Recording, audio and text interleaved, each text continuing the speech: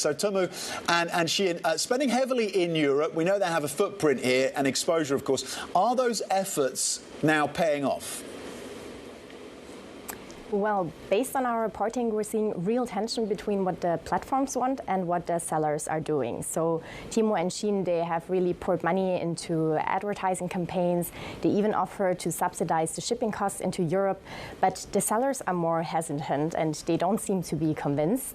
That's because the US is a really lucrative, uniform market compared to Europe, where we have multiple languages, different rules and regulations, and that makes it much harder to scale fast in this region. So for now, we are seeing this mismatch between the ambitions of the platforms and what the sellers really want. Okay, and we'll see if they can close that gap, which is interesting, isn't it, in terms of the tension between the sellers, most of whom, of course, are in China, and the platforms themselves, Chinese-based platforms. How is Europe then potentially preparing for a possible surge, if it comes, a tidal wave of cheap imports? Yeah, so Europe is definitely trying to get ahead of it. And while we're not seeing a huge influx of cheap Chinese goods now based on these US trade tensions, we have been seeing a massive rise in the past years of low-value parcels that have entered the European Union and also the UK.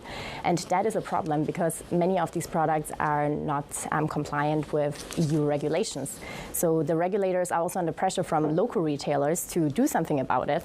And something that they have been doing is ramping up the custom checks to prevent, laser pointers that exceed power outage by 300 times to stop them from coming into the market and harming consumers. Another thing they have been doing is discussing the end of the de minimis rule, which allows the tax-free import of low-value goods into Europe, something that the US has now done. So they're definitely cracking down. And once it might become necessary for Chinese sellers that are still hesitant now to come into Europe, they will definitely be walking into a more strictly policed environment.